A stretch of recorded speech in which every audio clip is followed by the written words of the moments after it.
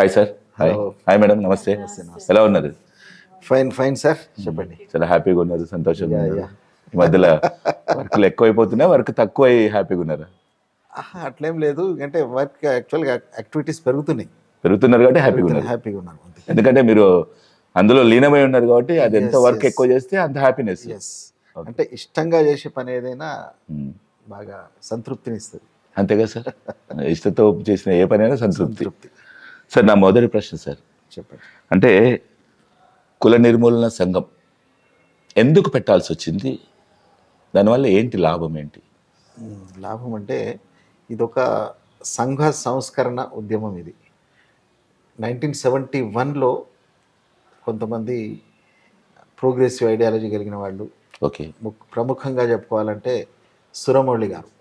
ఆయన సోషలిస్ట్ పార్టీలో ఉండి మన రామ్ మనోహర్ లోహియా ఆలోచనలతోటి ప్రభావితమై, అలాగే డాక్టర్ బిఆర్ అంబేద్కర్ రచనలను చదివి ఈ సమాజంలో కులం ఇంత అంతరాలను మనుషులకు మధ్య ఒక అడ్డుగోడగా నిలుస్తూ ఒకరు ఎక్కువ ఒకరు తక్కువ అనేది ఒక అసమానత కూడినటువంటి ఒక సమాజం ఉంది. కాబట్టి దీనికి ప్రధాన కారణం కులం దగ్గర అనేది వాళ్ళు గుర్తించారు.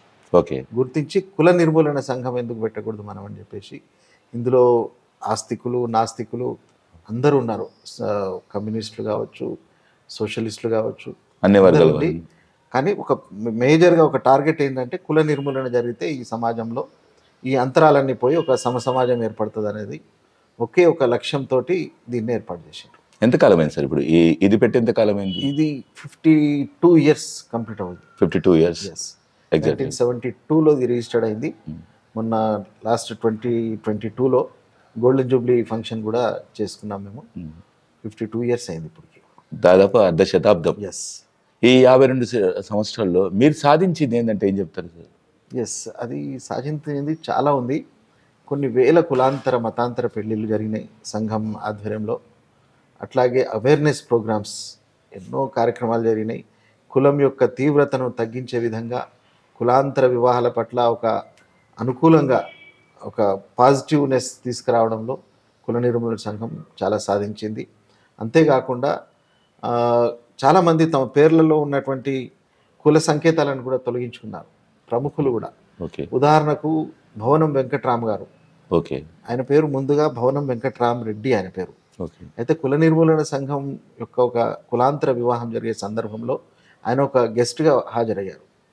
అప్పుడు ఆయన ఇన్స్పైర్ అయ్యి తన పేరులో నుంచి నేను ఇవాళ నుంచి నా పేరులో ఉన్నటువంటి రెడ్డి అనే పదాన్ని తీసేస్తున్నాను అని డిక్లేర్ చేసి, ఆ తర్వాత ఆయన ఎప్పుడు మళ్ళీ రెడ్డి అని ఎక్కడా వాడలేదు. ఆయన భవనం వెంకట్రామ్గానే ఆయన కొనసాగారు. అప్పుడు ఆయన ఎడ్యుకేషన్ మినిస్టర్గా ఉన్నారు, తర్వాత ముఖ్యమంత్రి కూడా అయ్యారు. ఆయన భవనం వెంకట్రామ్గానే ఆయన చలామణి. అట్లా ఎంతోమందిని కులాంతర వివాహాలు చేసుకునేటట్టు కార్యోన్ముఖులు చేయడానికి కుల నిర్మూలన సంఘం చాలా దోహదపడింది. కులాంతర వివాహం చేసుకునే వాళ్లకు ఇన్సెంటివ్ అవార్డ్స్ సాధించి పెట్టడంలో అనేక విజయాలు ఉన్నాయి. ఈరోజు ఒకప్పుడు కులాంతర వివాహము అంటేనే ఒక వింతగా చూసే పరిస్థితి నుంచి ఇప్పుడు సర్వసాధారణమైపోయింది. కులాంతర వివాహం కామన్గా అయిపోయింది. కేవలం ప్రేమించి పెళ్లి చేసుకోవడమే కాదు, పెద్దలు కూడా తమ పిల్లలకు ఏ కులమైనా పర్వాలేదు, సరి అయిన జోడీ ఉంటే సరిపోతుంది అనేటువంటి మైండ్ సెట్ దాకా కూడా వచ్చారు. ఈ కృషి వెనుక ఖచ్చితంగా కుల నిర్మూలన సంఘం పాత్ర ఉన్నది. ఇప్పుడు ఒక సాధారణ విషయం అయిపోయింది కులాంతర వివాహాల. ఇప్పుడు సైట్స్ కూడా వచ్చేసినాయి, మ్యాట్రిమోనీస్. అవును. కేవలం కుల సంఘాలే ఉండేటివి, ఇప్పుడు కులాంతరంగా అటువంటి వచ్చేసిన ఒక కాలం కూడా నో క్యాస్ట్, అంటే ఒక్కొక్క కులానికి సంబంధించిన మాత్రమే మ్యారేజ్ బ్యూరోస్ ఉంటుంది. ఇప్పుడు కులాంతర వివాహాలకు సంబంధించిన మ్యారేజ్ బ్యూరో వచ్చేసి ఆ క్రెడిట్ అంతా మీదే అంటారు.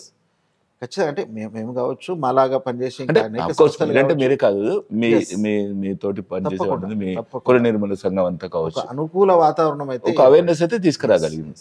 ఎట్లా ఉంది సార్ అప్పటికి, అంటే స్టార్టింగ్ లో ఇప్పుడు ఈ 2024 వరకు తేడా ఏం గమనించారు సార్? ఎంతవరకు తేడా జరిగింది? అదే ఇప్పుడు మనం ఇందాక అనుకున్నట్టుగా ఒక పాజిటివ్నెస్ అయితే ఖచ్చితంగా వచ్చింది.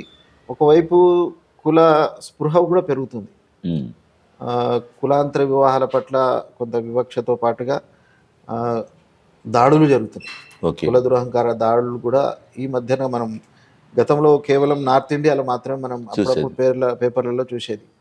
కానీ ఒక గత 10 సంవత్సరాల నుంచి కనుక మనం చూసుకుంటే తెలంగాణలో కూడా, ఈవెన్ ఆంధ్రలో కావచ్చు, ఇక్కడ కూడా దాడులు, హత్యలు జరుగుతున్నాయి. అనేకమైనవి చూసాం మనము. ఒకవైపు అది పెరుగుతుంది, కానీ ఒక పాజిటివ్ వైపుగానే మన అడుగులు ఎక్కువ పడుతున్నది ఖచ్చితంగా చెప్పవచ్చు. అంటే సార్ ఇప్పుడు ఈ కుల నిర్మూలన దాంట్లో కులాంతర వివాహాల గురించి మనం మాట్లాడుకుంటున్నాం కదా సార్, అంటే పిల్లల్లో మైండ్ సెట్ మారిందా, తల్లిదండ్రుల్లో కూడా మైండ్ సెట్ మారిందంటారా ఈ విషయంలో?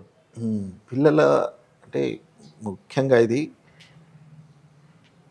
ఒక వ్యక్తి స్వేచ్ఛకు సంబంధించిన విషయం ఇది. Okay sir. భారత రాజ్యాంగం ప్రకారంగా ఆర్టికల్ 14 కావచ్చు, 15 కావచ్చు, 21 కావచ్చు, ఇవన్నీ ఏంటంటే వ్యక్తుల యొక్క వ్యక్తిగత స్వేచ్ఛను గౌరవించే విధంగా ఎట్టి పరిస్థితుల్లో కూడా వాళ్ళ వ్యక్తిగత స్వేచ్ఛను హరించకూడదు అనేది చాలా స్పష్టంగా రాసుకున్నాం మనం. అవును సార్. దాని ప్రకారంగా మేజర్లైన ఏ ఇద్దరైనా యువతి యువకులు క్యాస్ట్ కానీ రిలీజన్తో కానీ సంబంధం లేకుండా ఏ ఇద్దరైనా పెళ్లి చేసుకోవచ్చు. అది రాజ్యాంగం కల్పించినటువంటి ఒక హక్కు. అవును సార్, అది ఓకే. కానీ ఇప్పుడు దాన్ని ముందుకు తీసుకురావాలని అనుకున్నప్పుడు ముఖ్యంగా అంటే పిల్లలు ప్రేమించుకొని పెళ్లి చేసుకోవడం, వాళ్ళకున్న ఆ ఏజ్ ఎఫెక్షన్ గురించి వాళ్ళు జరుగుతుంటారు. ముఖ్యంగా మీరు మార్చాలనుకున్నది పెద్దల్ని మార్చాలనుకుంటున్నారా, పిల్లల్ని మార్చాలనుకుంటున్నారా వాళ్ళ మైండ్ సెట్ని? ముఖ్యంగా ఇక్కడ మారాల్సింది పెద్దల మైండ్ సెట్. అది ఎందుకంటే వాళ్ళ యొక్క ఆలోచించే విధానం ఏదైతే ఉంటుందో, పిల్లలు మా ఆస్తి, ఆస్తి అనే ఎప్పుడైతే వస్తుందో మన అభిప్రాయాలను వాళ్ళ మీద రుద్దుతుంటాం. ఆ రుద్దే కార్యక్రమం ఉండొద్దు. కాకపోతే మనము పిల్లలను గైడ్ చేయాలి ప్రాపర్గా. ఎటువంటి వ్యక్తిని ఎంచుకోవాలి, ఏ రకంగా ఉండబోతుంది మీ జీవితము, సరైన వ్యక్తిని ఏ రకంగా జడ్జ్ చేయాలి అనే విషయంలో ఒక మంచి చర్చ జరగాలి. ఫ్రెండ్లీగా ఇంట్లో ఏ విషయం పైన కానీ పిల్లలతో ఫ్రెండ్లీగా చర్చించగలిగే వాతావరణం ఉన్నప్పుడు వాళ్ళు అన్నీ ఖచ్చితంగా నేర్చుకుంటారు. ఎలాంటి తొందరపాటు చర్యలు చేయరు. కరెక్ట్ నిర్ణయాలతోటి, సరైన నిర్ణయంతో వాళ్ళు ముందుకు పోతారు. అంటే వాళ్ళకి చెప్పకపోవడము, వాళ్ళకు ఎలా తెలియజేయడం అనేది కాకుండా ఏదో తప్పు చేసిపోయారు వాళ్ళు, ఏదో పెద్ద తీరని తప్పు చేశారు అనేది వాళ్ళని దండించడం వల్లనే ఎఫెక్ట్స్ జరుగుతుందంట. అంటే అపోజిట్ సెక్స్ను ఆకర్షితులు అవ్వడం అనేది ప్రకృతి సహజం. అవునండి. అది హార్మోనల్గా ఒక ప్రత్యేక ఒక వయసు వచ్చే క్రమంలో ఎదుటి వ్యక్తి పైన ఆకర్షణ అనేది కలుగుతుంది. సహజమైన ప్రక్రియ. బయాలజికల్గా ప్రతి మనిషికి ప్రపంచంలో ఎక్కడైనా ఇది సహజమైన విషయం. ఇది అయితే ఆ సహజమైన విషయం పట్ల వాళ్ళకు అవగాహన కలిగిస్తూనే ఎటువంటి వ్యక్తిని ఎన్నుకోవాలి, ఏ రకంగా మనము స్పృహతోటి ఉండాలి అనేది కనుక మనం ప్రాపర్గా గైడ్ చేయగలిగితే, ఆడవాళ్ళు అమ్మాయిలను కానీ అబ్బాయిలను కానీ కరెక్ట్గా వాళ్ళు పెంచే విధానంలో కూడా ఒకరు ఎక్కువ తక్కువ కాకుండా, అమ్మాయిల పట్ల కొంత వివక్ష ఉంది మన సమాజంలో, ఆ రకం కాకుండా వాళ్ళని ఎక్కడ వెళ్ళనియము, బయటికి వెళ్ళొద్దు, ఒంటరికి వెళ్ళొద్దు, ఆంక్షలు చాలా పెడుతుంటాం. అదే అబ్బాయిలకు ఫ్రీగా వదులుతుంటాం. అవును. ఇద్దరికీ బాధ్యతాయుతంగా కనుక పెంచగలిగితే ఒక వండర్ఫుల్ సమాజం ఏర్పడుతుంది అప్పుడు. Right sir. అంటే చాలామంది అంటే ప్రేమించుకొని పెళ్లి చేసుకోవాలనుకుంటే ఆర్య సమాజంలో కావచ్చు, లేదా రిజిస్ట్రేషన్ ఆఫీస్కి వెళ్ళండి, అలా వెళ్ళినప్పుడు కొంచెం ఇబ్బందికరంగా ఉన్న వాళ్ళు మీ దగ్గరికి వస్తే మీరు కూడా పెళ్లి చేసే అవకాశాలు ఉంటాయా? ఎస్, తప్పకుండా.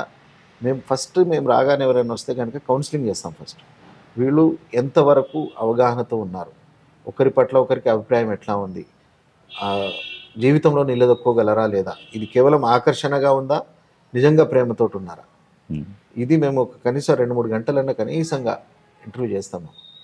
అన్ని రకాలుగా కౌన్సిలింగ్ చేసిన తర్వాతనే, అన్ని రకాలుగా సంతృప్తి పడితేనే మేము వాళ్ళకి పెళ్లి చేసుకోమని సజెస్ట్ చేస్తాం. ఓకే. అది వాళ్ళ అభిప్రాయాన్ని బట్టి ఒకవేళ అవసరం అనుకుంటే మేమే పెళ్లి కూడా అరేంజ్ చేస్తాం. ఓకే. ప్రమాణాలు చేయించేసి ఖచ్చితంగా దాన్ని వెంటనే రిజిస్ట్రేషన్ అయ్యేటట్టుగా చేసి మేము కూడా పెళ్లిళ్ళు కూడా చేస్తాము. లేదు ఒకవేళ వాళ్ళు సాంప్రదాయ ప్రకారంగానే చేసుకోవాలి, అది వాళ్ళ ఇష్టం. అది అటువంటిప్పుడు ఖచ్చితంగా ఆ రకంగా కూడా మేము పెళ్లి చేయడానికి సార్. అక్కడ వరకు ఆగుతారా సార్? వాళ్ళను వాచ్ చేస్తుంటారు అప్పుడప్పుడు, మనం చేసాం పెళ్ళి, మనం నమ్ముకొని వచ్చారు వాళ్ళు, మనం పెళ్లి చేసాము, మనం చేసాం కదా, వీళ్ళు ఎలా కొనసాగుతున్నారు, వాళ్ళ లైఫ్ ఎలా ఉంది, వాళ్ళు మళ్ళీ మంచి కలిసి ఉన్నారా లేరా అనేది ఏమైనా వాచ్ చేస్తుంటారా సార్? మా దగ్గరకు వచ్చిన తర్వాత మా ఫ్యామిలీ మెంబర్ అయిపోతారు వాళ్ళు. ఓకే. ఓకే. అంటే మీతో కలిసి అన్ని సందర్భాల్లో మంచి చెడు ఏదైనా కానీ వాళ్ళతో పంచుకుంటూ వాళ్ళతో రిలేషన్ కంటిన్యూ ఉంటుంది అప్పుడు. ఓకే. అటువంటిప్పుడు సహజం. అంటే ఏదన్నా చిన్న చిన్న సమస్యలు రావడము, భేదాభిప్రాయాలు రావడం సహజం. అది అప్పుడు ఖచ్చితంగా వాళ్ళని కూర్చోబెట్టి కౌన్సిలింగ్ చేస్తాము, నచ్చ చెప్తాము. అన్ని రకాలుగా మేము అంటే పెళ్లి వరకే కాదు, ఈవెన్ పెళ్లి తర్వాత కూడా మళ్ళీ అది కొనసాగుతూనే ఉంటుంది. ఓకే. ఇప్పటికీ అనేక మంది ఇప్పుడు మేము చేసిన పెళ్లిళ్ళు చేసిన వాళ్ళు ఇప్పటికీ మాతో టచ్లోనే ఉంటారు. ఏ సమస్య వచ్చినా చర్చించుకుంటారు. ప్రాపర్గా గైడెన్స్ తోటి వాళ్ళు ముందుకు పోతారు. డెఫినెట్గా చేస్తూ ఉంటారు, కొనసాగుతూ ఉంటుంది. ఎస్, అక్కడ వరకే కాకుండా వాళ్ళ లైఫ్లో అన్నీ కూడా మీరు పంచుకుంటూ ఉంటారు. ఇప్పుడు ఒక రిజిస్ట్రేషన్ ఆఫీసు లేదా ఆర్య సమాజం జస్ట్ వాళ్ళకు పెళ్లి చేసే వరకే వాళ్ళ బాధ్యత. ఆ తర్వాత వాళ్ళెక్కడో వీళ్ళెక్కడో అన్నట్టు. రైట్ సార్, నేను అదే క్వశ్చన్ అడుగుదాం అనుకుంటున్నాను.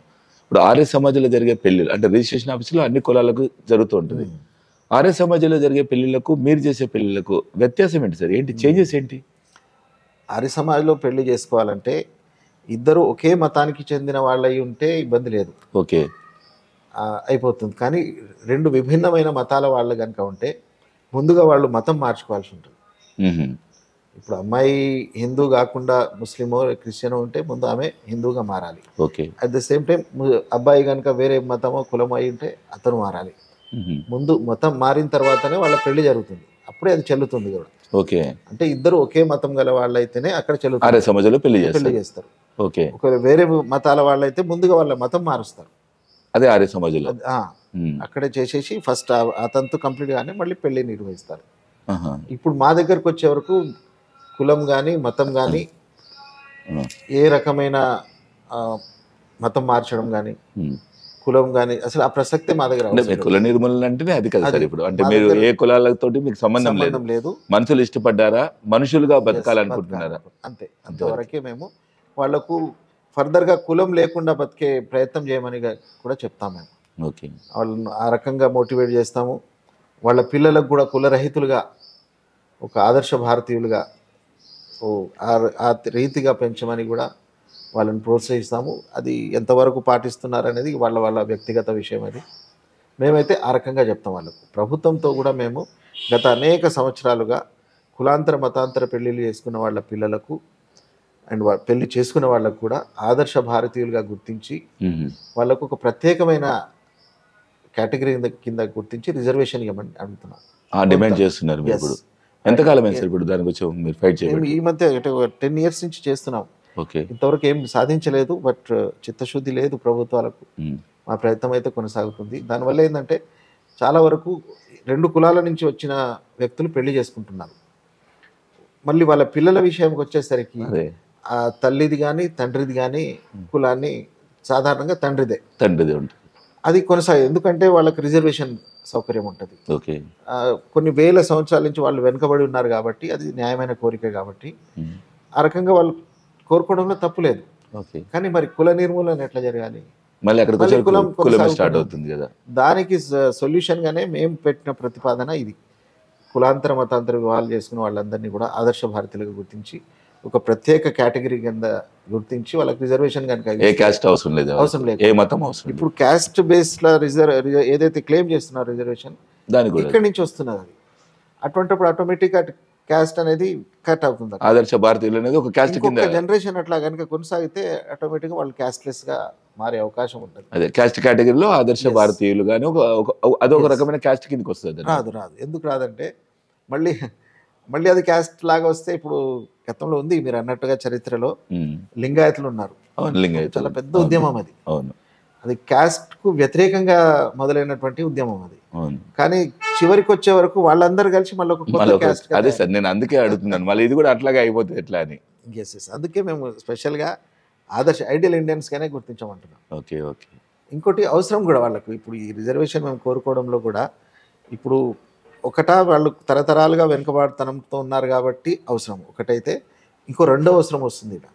ఇట్లా పెద్దలకు వ్యతిరేకంగా వాళ్ళ అభిప్రాయానికి వ్యతిరేకంగా పెళ్లి చేసుకున్నప్పుడు ఇటు పెద్దలు కానీ అటు పెద్దలు కానీ దగ్గర రానివ్వటం లేదు, ఫైనాన్షియల్గా ఎటువంటి సపోర్ట్ లేదు. అటువంటప్పుడు వాళ్ళకు ఇంకింత ఎక్స్ట్రాగా వాళ్ళకి సహాయం చేయాల్సిన అవసరం ఉంటుంది.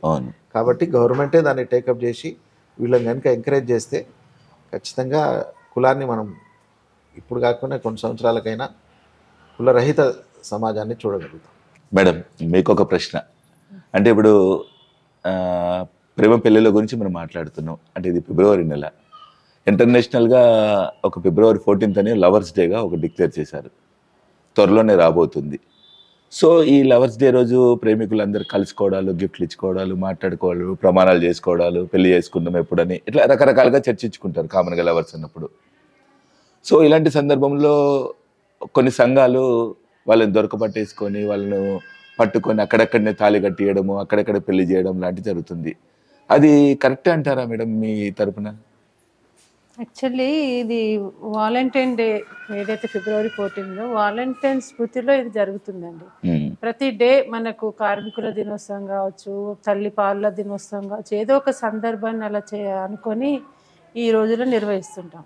వాలంటైన్ కూడా చాలా గొప్ప చరిత్ర, వీరుడైన తను తన ఉన్న దేశంలో ఆ రాజు సైనికులు పెళ్లి చేసుకుంటే వాళ్ళు బలహీన పడతారు కనుక సైన్యానికి పెళ్ళి అవ్వకుండా ఆయన అడ్డుకున్నాడు. అలా పెళ్లి చేసుకున్న వాళ్ళని చంపేయడం అలా చేస్తున్నప్పుడు దాన్ని ఆయన వ్యతిరేకించి ఒక సైనికుడికైనా పెళ్లి చేస్తాడు. ఆ సందర్భంగానే ఆయన జైల్లో వేసి చంపిన చరిత్ర. రాజుకి ఎదిరిదిన వీరుడు అతను. అతని డేగా దాన్ని ప్రకటించడంలో తప్పు లేదు. అయితే ఇక్కడ ఏంటంటే ఆ డేని ఏదైతే మార్కెట్ చేస్తున్నారో దాన్ని మనం వ్యతిరేకించాలి. మార్కెట్లో ఏమవుతుందంటే రకరకాల వస్తువుల్ని అమ్మకం చేసుకోవడము, లవర్స్ డే స్పెషల్ అని ఇదని అదని చాలా మార్కెట్ అయిపోతుంది. అది ఒక్కటే కాకుండా ప్రెజర్ పెరుగుతుంది పిల్లల్లో. ఈ రోజు నేను అడగాలి, అమ్మాయి ఓకే చెప్పాలి, అవసరం లేదు. ప్రేమిస్తున్నప్పుడు ఫలానా రోజును వ్యక్తపరచాలని ఏమీ లేదు. ఇద్దరి మధ్యన ఒక అండర్స్టాండింగ్ వచ్చినప్పుడు ఒకరికొకరు వ్యక్తపరచుకోవచ్చు. ఒకవేళ ఆపోజిట్ వాళ్ళు ఒకవేళ అమ్మాయికి ఇష్టం లేదనుకోండి, ఆమె కూడా అంతే స్వేచ్ఛగా నాకు ఇష్టం లేదని చెప్పవచ్చు. ఇలాంటి ఫ్రెండ్లీ వెదర్ అవసరం, కానీ ప్రెజర్తో అవసరం లేదు. ఈవెన్ ఇప్పుడు బజరంగ్ దళ్ వాళ్ళు చేస్తున్నది కూడా చాలా తప్పు. పార్కుల్లో కనబడితే పెళ్లి చేయడం, ఒక ఇద్దరు కజిన్స్కి పెళ్లి చేశారు. అన్నచెల్లెలు వరుసకు అన్నచెల్లెలు అవుతారు, వాళ్ళు చెప్తున్నా వినకుండా వెళ్ళి వాళ్ళకి పెళ్లి చేశారు. అవసరం లేదు. ఇలాంటి చర్యలు నేను చాలా వ్యతిరేకిస్తున్నాను. నేను ఒకవేళ వాళ్ళ పార్కులో తిరుగుతుంటే అది వాళ్ళ స్వేచ్ఛ. 18 ఏళ్ళు దాటిన పిల్లలే కదా తిరుగుతుంది. స్కూల్ పిల్లలు 10-12 ఏళ్ళ పిల్లలు తిరగట్లేరు కదా, వాళ్ళు నిర్బంధించి చేయడానికి. వాళ్ళ స్వేచ్ఛను అడ్డుకోవడానికి మీరు ఎవరు అసలు? అది చాలా తప్పు. అండ్ ఈ మార్కెట్ అనేది తప్పు. ఇలాంటి ప్రెజర్స్తో వాళ్ళు పెళ్ళిళ్ళు చేస్తాం, పోస్టర్స్ వేయడము, ఎవరు తిరగొద్దు అనడము. ఒక ఢిల్లీలో చూసాము, పార్కులో వెళ్తున్న పిల్లల్ని, ఇద్దరు అబ్బాయి అమ్మాయిని పోలీస్ ఆఫీసర్ కొడుతుంది. తనకి ఎక్కడిది రైట్, కొట్టే రైట్? వాళ్ళు ఏం నేరం చేశారు? రాజ్యాంగం ఇస్తుంది వాళ్ళకి, తనకు నచ్చిన భాగస్వామిని ఎంచుకునే హక్కు రాజ్యాంగం ఇస్తుంది. ఆ దాంట్లో వాళ్ళు బయటికి వెళ్ళే హక్కు కూడా వాళ్ళకు ఉంది. దాన్ని మనము అలా చేసుకోవడం ఒక గవర్నమెంట్ ఆఫీసర్ అనేది చాలా తప్పు కదా. పొలిటికల్గా తప్పు చేస్తున్నారు. ఈవెన్ మనం ఇలాంటి పెళ్ళిళ్ళల్లో కూడా చూస్తున్నాం. ఇద్దరు ప్రేమించుకొని వచ్చినప్పుడు నేను పోలీస్ స్టేషన్లలో చూశాను. అక్కడున్న అధికారులు కూడా తమ ఒక రాజ్యాంగం ఉన్న చట్టాన్ని అమలు పరుస్తున్న వాళ్ళుగా ఉండట్లేరు. అక్కడ ఒక తండ్రి కానీ ఒక అన్న కానీ ఆ సీట్లలో కూర్చుంటున్నారు, లేదా ఒక కులానికి సంబంధించిన వాళ్ళు కానీ వాళ్ళు కూర్చుంటున్నారు, కానీ ఒక ప్రభుత్వ అధికారులుగా కూర్చోవట్లేరు. ఒక అమ్మాయి రెడ్డి, అబ్బాయి ఎస్సీ అన్నప్పుడు అక్కడ మొత్తం సిచ్యువేషన్ మారుతుంది. అక్కడున్న ఎస్ఐ కనుక రెడ్డి అయ్యండి, అమ్మాయి రెడ్డి అయ్యండి అంటే ఇంకా పెళ్ళి అవ్వదు. అలాంటి పరిస్థితులు ఉన్నాయి. అధికారుల్లో మార్పు రావాలి. ఎక్కడైనా దురహంకార హత్య, పరువు హత్య అనకూడదు వీటిని, దురహంకార హత్య జరిగినప్పుడు పూర్తి అది కలెక్టర్ స్థాయి నుంచి కింది కానిస్టేబుల్ వరకు బాధ్యులు కావాలి దానికి. అలాంటప్పుడే సిచ్యువేషన్స్లో మార్పులు వస్తాయి. మేడం, ముఖ్యంగా కులాంతర వివాహాలు అనే దగ్గరికి వచ్చే వరకు ముఖ్యంగా ప్రేమ వివాహాలే. ముఖ్యంగా మీలాంటి లేడీసే అంటే తొందరగా అట్రాక్ట్ అవుతుంటారు. ఎట్లా మేడం, మీరిద్దరు కూడా లవ్ మ్యారేజే. అప్పుడు ఎలా మీ లవ్ మ్యారేజ్ ఎలా ఉంది? అప్పటికిప్పటికీ ఏం తేడా కనబడింది మీ ఇద్దరి మధ్యలో సొసైటీలో? అంటే మొదట దీన్ని అట్రాక్షన్ అని చెప్పలేమండి. ఎవరో కొంతమంది అట్రాక్ట్ అవుతారు, కానీ చాలా మటుకు ఇది అవగాహనతో కూడా ప్రేమలే ఉంటాయి. కొంతమంది పిల్లలు మీరు అన్నట్టుగా సినిమాలు, మనకున్న ఇప్పుడున్న పరిస్థితులు అయితే అవే మేడం. అన్ని కాదు, ఎందుకంటే మా దగ్గరికి ఎంతో మంది వస్తారు కదా, చాలా మెచ్యూర్గా ఉన్న పిల్లలు కూడా ఉన్నారు. కొంతమంది తెలిసి తెలియక అనేది ఆ వాస్తవాన్ని కూడా మనం ఒప్పుకోవాలి. మేము మటుకు అట్రాక్ట్ అవ్వలేదండి. మాకు తరతరాల పరిచయం. మేమిద్దరము సిటీలో పుట్టి పెరిగిన, మా ఇద్దరు ఊరు ఒకటే, నల్గొండ డిస్టిక్ పెరకకొండార మా ఊరు. మా తాతలు అంతకుముందు ఒక 2-3 తరాల నుంచి పరిచయాలు ఉన్న కుటుంబాలు వాళ్ళు. మేము ఒకరినొకరు తను చిన్నప్పటి నుంచి చూశారు. అయితే అసలు నిజం చెప్పాలంటే మేమే I love you live you చెప్పుకుని అలా ఏమీ లేదు. మాకు అండర్స్టాండింగ్ వచ్చింది, మీ ఇద్దరం కలిసి బతకగలం, మేము ఒకరంటే ఒకరు ఇష్టం కాదు, ప్రాణం అని మాకు అర్థమైంది. మనసులు కలిసాయి. అండ్ తన ఐడియాలజీ, తను PDS లో పనిచేయడం, తనకు నాస్తిక భావాలు ఉండడం, ఈ ఐడియాలజీ నాకు ముస్లింలలో చాలా రేరుగా ఉంటారు. తన లాంగ్వేజ్ కావచ్చు అంటే ఇది అని పర్టికులర్ కూడా కొన్ని చెప్పలేము. నాకు లైఫ్ పార్ట్నర్గా అనిపించింది. చాలా కష్టపడ్డాం మేము. అంటే 1992 అంటే అప్పుడు బాబ్రీ మసీదు సమస్య తీవ్రంగా ఉన్న టైం అనమాట. మతాంతర వివాహం ఒక్క ఊరి వాళ్ళు అవ్వడం, నేను ఆధిపత్య కులం నుంచి రావడం వల్ల అన్ని రకాలుగా కూడా అది చాలా సమస్యగా మారింది. బ్యాడ్ సిచువేషన్ జరగడం, ఆ టైంలో మీరు హిందూ ముస్లిం మ్యారేజ్, కర్ఫ్యూలు, రామ మందిరానికి ఇటుకలు మోస్తున్న ఊరు నుంచి ఒక ఇటుక పోయింది రామ మందిరానికి, అలాంటి సిచ్యువేషన్స్ అన్నమాట. చాలా ప్రయత్నం చేశాం ఇంట్లో పెళ్ళి. చివరికి ఈ మాట కూడా అన్నారు, మీకు ఒకవేళ నా మతమే ప్రాబ్లం అయితే నేను మీ పద్ధతుల్లో నేను పెళ్లి చేసుకోవడానికి కూడా నేను సిద్ధమన్నా కూడా మా వాళ్ళు ఇప్పుడు చేసుకుంటారు, తర్వాత మళ్ళీ మారిపోతారు. ఆయన మాకు ఓకే, కానీ ఆయన రిలీజన్ మనకు సెట్ కాదు అనేది తేల్చేసిండ్రు. చాలా రకాలుగా ఆయన ప్రయత్నం చేశారు పెద్దవాళ్ళని పంపించి. ఇంకా కాదు అనుకున్న టైంలోనే నేను ఇంట్లో నుంచి వచ్చేసాను. వచ్చిన తర్వాత కుల నిర్మూలన సంఘం వాళ్ళు మాకు గైడ్ చేశారు.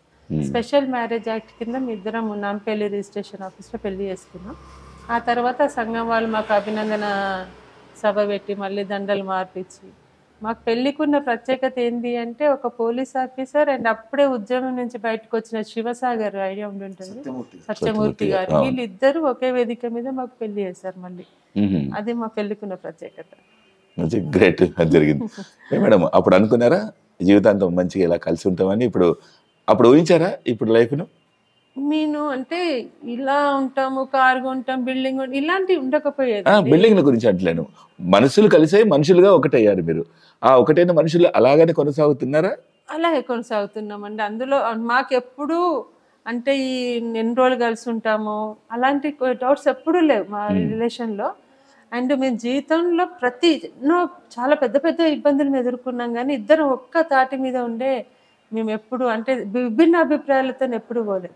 ఏ సమస్యను ఎదుర్కొన్నా కూడా మేమిద్దరు ఒక అండర్స్టాండింగ్తోనే వెళ్ళాం. మేము ఇక్కడి వరకు అంటే ఈరోజు మా దగ్గర ఒక 15 మంది పనిచేస్తారు, కానీ మేము మా పెళ్ళైన కొత్తలో తను గవర్నమెంట్ ఎంప్లాయ్ అయినా కూడా ఉన్న కుటుంబ బాధ్యతల గురించి ఆయన కొంత డబ్బు ఇంటికి పంపేవాళ్ళు.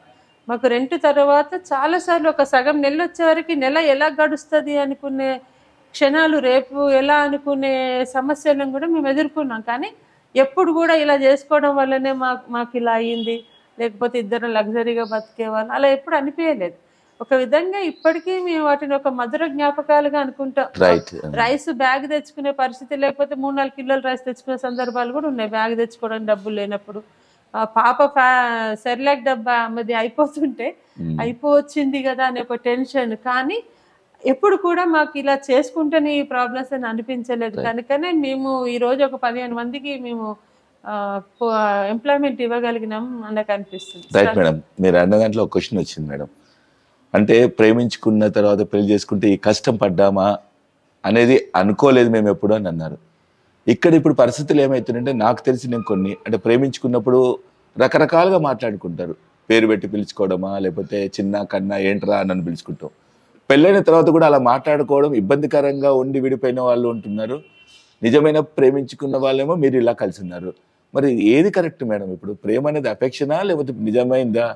అయితే ఇప్పుడు మనకున్న సిచ్యువేషన్స్ కూడా ఏంటంటే సినిమాల్లో ఇలా ప్రేమించి పెళ్లి చేసుకుంటారు కదండి, సినిమా అక్కడికి శుభం ఆగిపోతుంది, తర్వాత ఉన్నది చూపించారు, జీవితం దానికి విరుద్ధంగా ఉంటది. పెళ్ళైన తర్వాతనే అసలు అక్కడ మొదలవుతుంది. ఎవరైతే మెచ్యూరిటీతో చేసుకున్నారో చాలా స్ట్రాంగ్ గా నిలబడతారండి.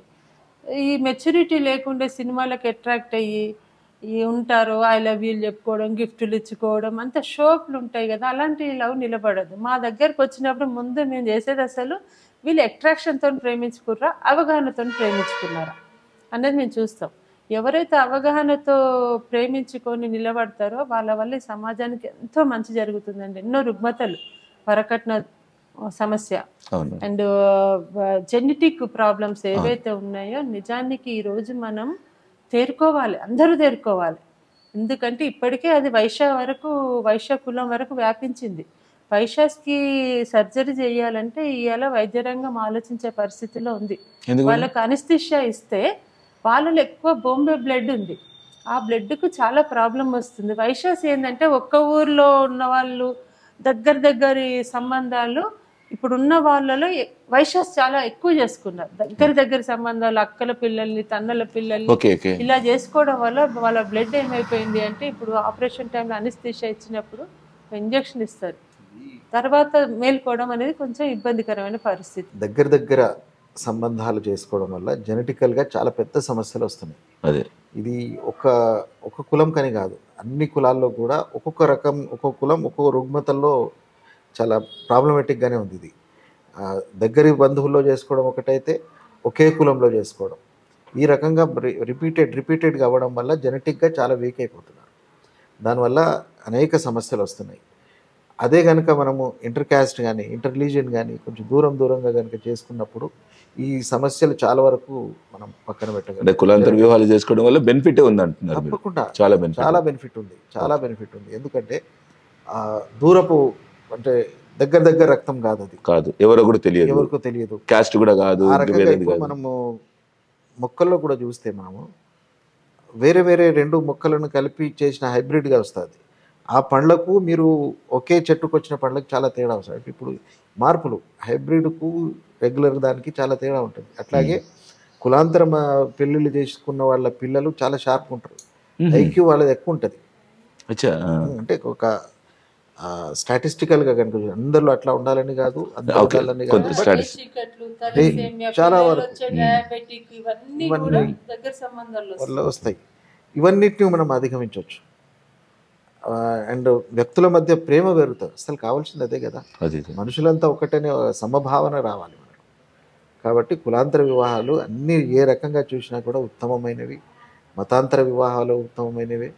ఈరోజు మనము ఒక రకంగా పోలరైజ్ అవుతున్నాం, ఒక మతాల వారిగా, కులాల వారిగా. అట్లా రావడం వల్ల మనకు చాలా పెద్ద నష్టమే రాబోతుంది. అది వాటన్నిటిని అధిగమించాలంటే ఖచ్చితంగా ప్రభుత్వం దీన్ని ముందుగా ప్రోత్సహించాలి. ఏ కార్యక్రమం అయినా ప్రభుత్వం కనుక చేపడితే, దానికి కావలసినంత ప్రాపగండ కనుక చేస్తే కులాంతర వివాహాలు విరివిగా జరిగే అవకాశాలు ఉన్నాయి. ఇప్పుడు మరకట్నాలు ఉండవు, ఈ జెనెటిక్ రోగాలు ఉండవు, మనుషులలో సమభావన వస్తుంది, ఒక హెచ్చు తగ్గుల సమాజం కాకుండా ఒక ఈక్వల్ సమాజం వస్తుంది. ఇన్ని లాభాలు ఉన్నప్పుడు దీన్ని ప్రభుత్వం కనుక టేకప్ చేసి దీన్ని ప్రమోట్ చేయాలి. ఇట్లా ఇంటర్ క్యాస్ట్ చేసుకున్న వాళ్లకు ఇర్రెస్పెక్టివ్ ఆఫ్ క్యాస్ట్ ఇప్పుడు ఉన్నాయి, కొన్ని ఇన్సెంటివ్లు ఉన్నాయి. అయితే దాంట్లో కొన్ని కండిషన్స్ ఉన్నాయి, ఫలానా క్యాస్ట్ వాళ్ళు ఏదన్నా ఒకరు ఉండాలి. అట్లా కాకుండా ఇద్దరిలో రెండు వివిధ వేరు కులాలు అయితే చాలు, వాళ్ళందరికీ అది అప్లికబుల్ కావాలి. అండ్ దాన్ని కనీసంగా ఒక 5 నుంచి 10 లక్షల వరకు ఆ ఇన్సెంటివ్ అవార్డును కనుక పెంచగలిగితే వాళ్ళకు కొంత సపోర్టివ్గా ఉంటుంది. ఎట్లాగూ తల్లిదండ్రుల నుంచి సపోర్ట్ ఉండదు కాబట్టి ఈ రకంగా గవర్నమెంట్ కనుక సపోర్ట్ ఇవ్వగలిగితే వాళ్ళు ఈజీగా నిలదొక్కుకోవడానికి ఒక మంచి అవకాశం ఉంటుంది. ప్రభుత్వ పథకాల్లో కూడా వాళ్ళకు రిజర్వేషన్లు కల్పించాలి. ఇండ్లు కావచ్చు, వైద్యంలో కావచ్చు. వైద్యం కూడా ఇప్పుడు ఆరోగ్యశ్రీ లాంటివి ఉన్నాయి, దానికి ఒక ఇన్కమ్ లిమిట్ ఉంది. అయితే కులాంతర వివాహం చేసుకున్న వాళ్లకు ఇన్కమ్ లిమిట్తో సంబంధం లేకుండా వాళ్ళకు ఖచ్చితంగా ఆరోగ్య భద్రత అనేది కల్పించాల్సిన అవసరం. అంటే వీళ్ళకు మాత్రం కొద్దిగా అడిషనల్ ఇస్తే వాళ్ళు ఇంకా కొంతమంది ముందుకు వచ్చే అవకాశం ఉంటుంది. సార్ ఓకే సార్, ఇప్పుడు కులాంతర వివాహాల గురించి మాట్లాడుకున్నాం. మరి అగ్రవర్ణాలలో కూడా సేమ్ క్యాస్ట్ వాళ్ళు కూడా మ్యారేజ్ చేసుకుంటే ప్రేమించుకొని ఎందుకు వస్తున్నాయి సార్ మరి గొడవలు, కొట్లాడుకోవడాలు, చంపుకోవడాలు ఎందుకు వస్తున్నాయి? ఇప్పుడు కమ్మ కావచ్చు, రెడ్డి కావచ్చు, ఇంకా వేరే ఇంకా చౌదరీస్ కావచ్చు, ఇలాంటి సామాజిక వర్గం రెండు క్యాస్ట్లు సేమ్ ఉంటాయి, ప్రేమించుకుంటారు. చాలా సంఘటనలు ఉన్నాయి, మీరు అన్నట్టు కరెక్ట్. అయితే అది ఆడపిల్లలను ఆస్తిగా భావించడం. రైట్, మన ఆస్తి, మన సొంత ఆస్తి, మనం ఎట్లా చెప్తే ఆమె అట్లా వినాలి. అంటే మన ఆలోచనలు వాళ్ళ మీద రుద్దడం, మగవాళ్ళని కానీ ప్రత్యేకంగా ఆడపిల్లల మీద ఎక్కువగా ప్రెజర్ ఉంటుంది. ఓకే, వీళ్ళు మాత్రం ఖచ్చితంగా మేము చూపించిన వాళ్ళనే చేసుకోవాలి అనే ఏదైతే ప్రెషర్ పెడుతున్నారో దానివల్ల ఇవన్నీ జరుగుతున్నాయి. అక్కడ ఎక్కువ కులమా తక్కువ కులమా అనేది కాదు, మేము చెప్పింది కాదు, మా కులం కాదు అనేది ఒకటే చాలా ప్రధానంగా. ఈ మధ్యన మనం ఇక్కడ చూసాం హేమంత్ హత్య, అది ఇద్దరు అగ్రవర్ణాలే. అవును, అదే ఆమె రెడ్డి సామాజిక వర్గం, ఆయన వైశ్య అయినా కూడా అది జరిగింది. అంటే మైండ్ సెట్లో మార్పు రావాలి, తల్లిదండ్రుల యొక్క మైండ్ సెట్లో. మన పిల్లలు ఎక్కడ వాళ్ళు హ్యాపీగా ఉండగలుగుతారు.